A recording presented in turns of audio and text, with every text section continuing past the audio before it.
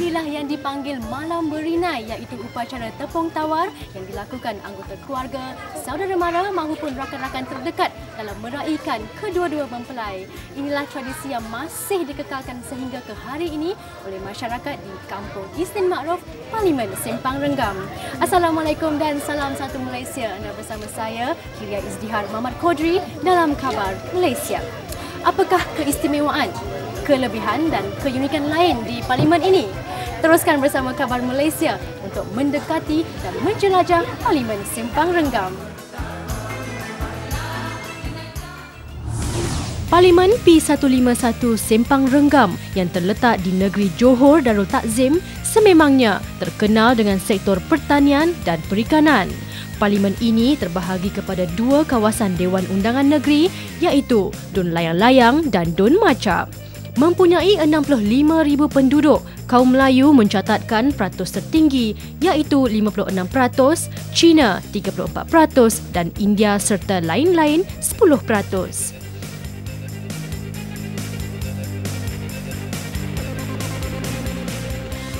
Melihatkan keakraban ahli Parlimen P151 Sempang Renggam yang berhormat Liang Tek Meng bersama penduduk tanpa mengira bangsa, menunjukkan kawasan parlimen ini begitu mementingkan keharmonian. Pemimpin dari parti gerakan ini jelas sentiasa berusaha dalam memastikan kehidupan rakyatnya lebih selesa, terbela dan aman. Kena kontrol, kawal sikit.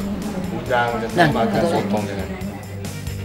Ini termasuk sokongan jitu beliau untuk melihat sektor pertanian terus meniti revolusi membanggakan.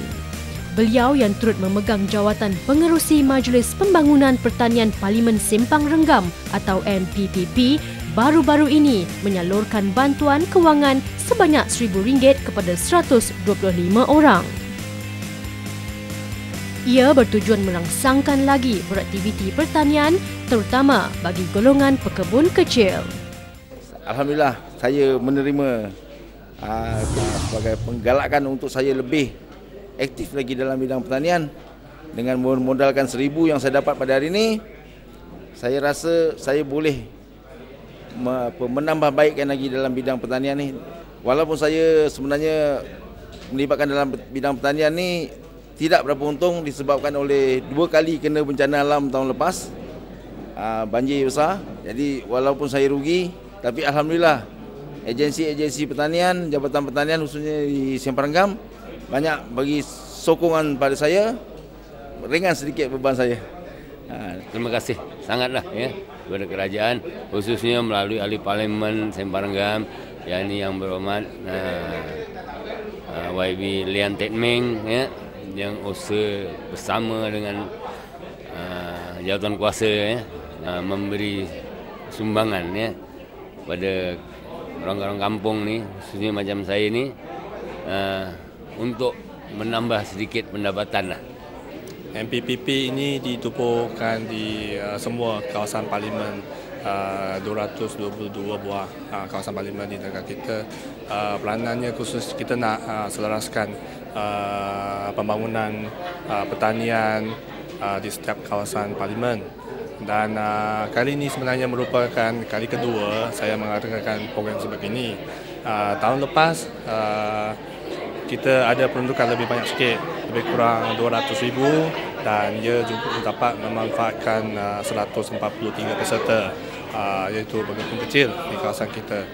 Kali ini, tahun ini, kita cuma dapat 100,000 lah. Dan kami memang tujuan nak membantu pekebun kecil, petani yang susah dan juga mengalami masalah tanah. Tanaman diusahakan atas tanah orang lain, maka selama ini pun tidak pernah menerima subsidi atau bantuan daripada kerajaan. Jadi tujuan kami ini kali ini nak mensasarkan mereka dan menyalurkan bantuan sebanyak RM1,000. Jadi mereka boleh melalui peladang beli baja ataupun mesin untuk meningkatkan lagi hasil tanaman mereka. Satu Malaysia! Satu Malaysia! Satu Malaysia! Kru Kabar Malaysia turut dibawa meninjau ke kawasan tanaman nenas di sekitar Parit Gani dan Parit Basri, Dun Macap. Kami dapati aktiviti penanamannya begitu aktif. Apatah lagi, pertambahan infrastruktur yang disediakan YB Liang Tekmeng menjadikan tanaman nenas lebih giat dijalankan. Tidak hairanlah mengapa hasil nenas di parlimen ini mampu dikeluarkan secara komersial untuk memenuhi pasaran tempatan. Sehubungan itu, pihak Lembaga Perindustrian Nenas Malaysia sentiasa mengadakan perjumpaan bersama pengusaha nenas dalam menyampaikan taklimat dan maklumat terkini mengenai teknologi penanaman dan bantuan yang disalurkan kerajaan.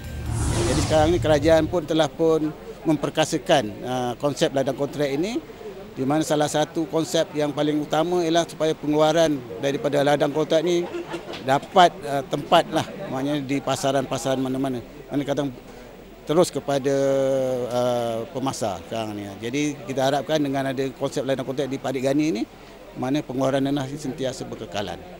Masalah geran tanah ni yang sebelum ni 2010, Parit Gani mengenai masalah geran tanah dan kita telah pun bekerjasama dengan Yang Berhormat begitu bersungguh-sungguh. Dalam masa lebih kurang setahun kita bila di-highlightkan masalah ni telah pun di peringkat terakhir sekarang ni di mana geran tu akan dikeluarkan setidak-tidaknya tahun ini juga, dan penduduk di sini pun telah pun mendapat notis 5A untuk membayar premium. Jadi bila penduduk mendapat premium, maknanya dia mempunyai status yang dia berhak untuk mendapat bantuan. Saya bersyukurlah pada Kerajaan Negeri Johor. 2 tahun lepas kita sudah berjaya dapatkan geran untuk petani ataupun pegawai kecil di sini. Cuma premium sudah bayar, geran setakat ini belum dikeluarkan. Jadi saya tengah berusaha menghubungi pihak Kerajaan Negeri bersama dengan adun saya. Kita akan usahakan dapatkan geran untuk orang kampung sini, dan juga saya berusaha hati dapat ada kelonggaran daripada Lembaga Nenas bahawa dengan adanya resit premium, terus kita boleh menyalurkan bantuan kerajaan. Dan tentang masalah prasarana jalan di sini, sebenarnya kami dengan kerjasama daripada pihak JPS, bagi tahun lepas saja kami menyalurkan peruntukan sebanyak 200,000 untuk jalan rangkaian dalam kampung Parit Gani, dan bagi jalan utama itu saja. Sebenarnya kami sudah kemukakan permohonan peruntukan dan sekarang pada peringkat tender, dan saya percaya masalah akan diselesaikan pada tahun ini.